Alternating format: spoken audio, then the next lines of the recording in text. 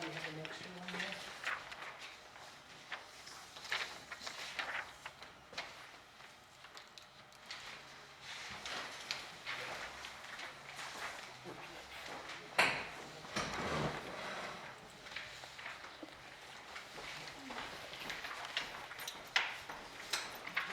Years ago, there was a bank in LaSalle, I don't know just when the years was, but it was early in the 1900s. Around and about book talks about it, but it don't give any details, and I don't know any.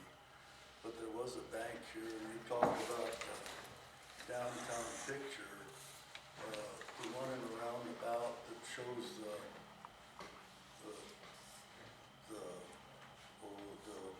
flagpole in the middle of the street, and there's a block building right at the corner, right down here.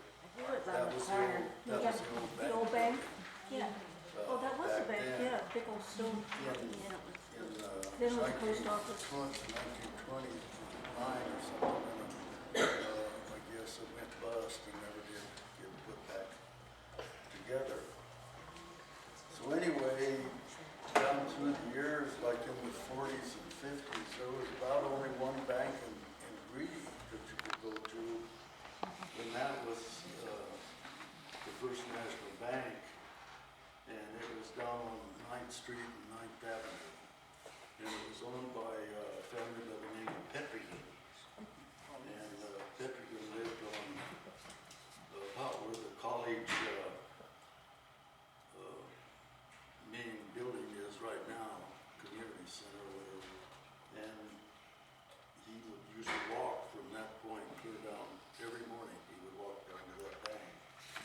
And he was a hard-nosed old guy, according to my dad that banked with him, and he was real rude and real nasty to deal with. He would embarrass customers and all. And that went on clear up into the 50s, and then in the 50s, they started a bank, the Greeley National Bank, and they brought in a young banker. His name was Troutwine, Arnie Troutwine, and he was a very successful banker, real aggressive, and anyway, he was very successful for 2 or 3 years, and then he had his eyes set on bigger things. I mention him because he played a part in the LaSalle Bank in later years.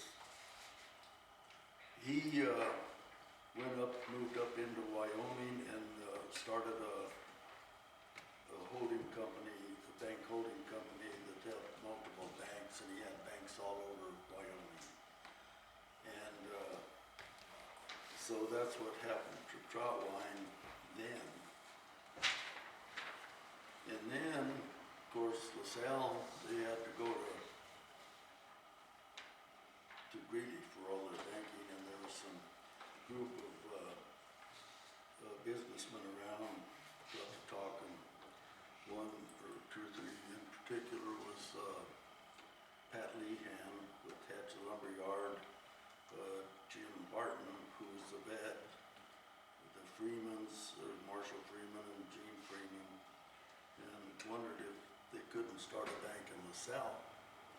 And so they put their heads together, and they had to come up with some money. They offered stock, and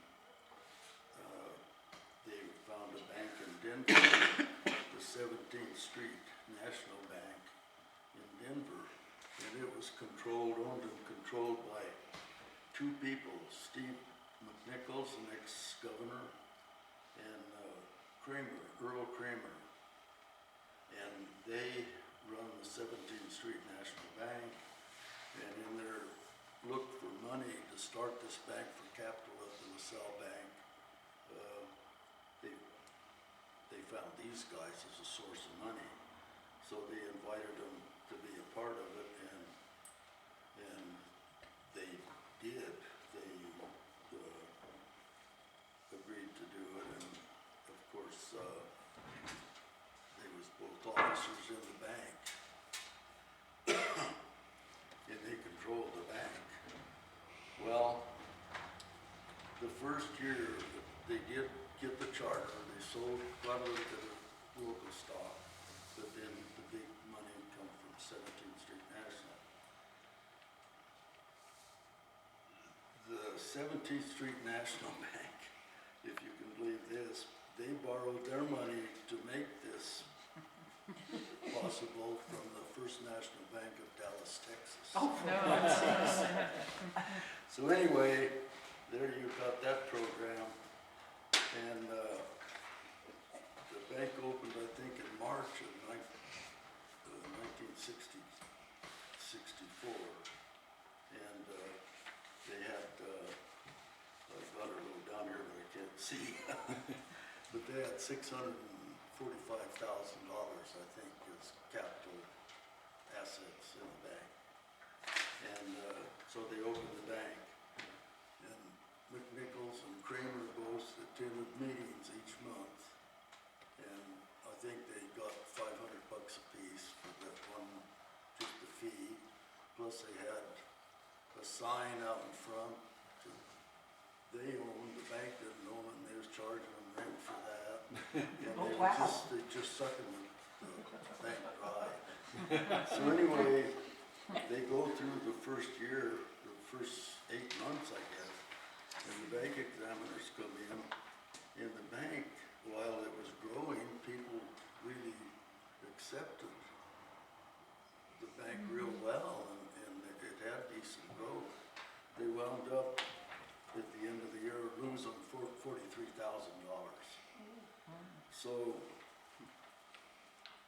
that didn't sit well with anybody, and in the meantime, 17th Street National Bank was under the gun from the federal bank examiners because of their activities, which was shady. So anyway, in this came about in about April of 1965. And a guy by the name of Winter Williger was running the bank, and they brought him in from Denver too. And another person that was at the bank day one was Marion Pepper, who was one of the finest ladies that ever walked. But anyway, Wynn was a straight shooter too, Winter Williger. Winter Williger moved into LaSalle and was planning to make his home here and probably continue for quite a number of years here, bought a home. And he was the bank vice president.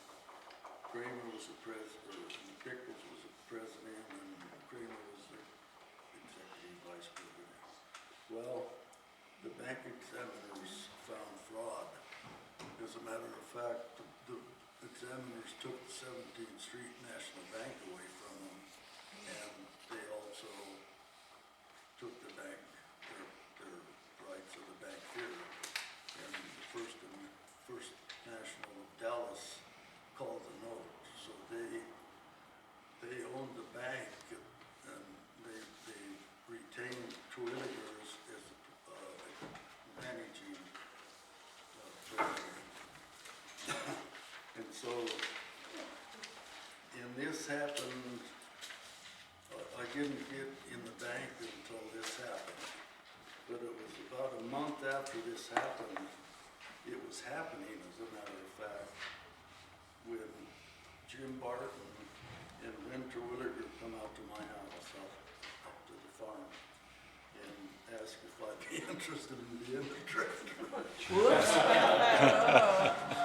Wouldn't cost me, I didn't have any money anyway, but it wouldn't cost me anything, and they wondered if I'd be a director. And I thought of some on it and talked to Doris about it, and what the hell, didn't I have to do that? So I agreed to do that. And, They needed a good name in there. What they said was the First National of Dallas wanted somebody from the local area that was in agriculture. It was an ag bank in an ag area, but they didn't have any farmers on it. So somewhere or another, Jim Win Terwilliger joined the fire department. He was on the fire department then, and I knew Jim Barton very well. Yeah. And, so anyway, we had started, Jim and I had started the district board, and he was both on the fire district board at that time. So anyway, they called the note, so the First National Bank of Dallas, Texas owned controlling interest of the LaSalle Bank. Well, they didn't really want to continue, so they put the bank up for sale. So then, this LaSalle, trout line up in Wyoming found out about it, and he was interested in it, so the first, Cheyenne Corporation, made an offer on the bank, and they bought it. They bought controlling interest from the First National of Dallas. And and when Troutwine was running it, of course, he came down, but he immediately put a man of his own, and that pushed Ren Terwilliger, which was a very good friend of mine, out. But then they again asked me to stay on the board, and I did. But they moved a guy in by the name of Marvin Nix he was from the Cheyenne Bank. Well, And he run it for Bob. them. this incarnation of the bank, where exactly was it in town? This version of the bank, where It was was it? at the present location. Oh,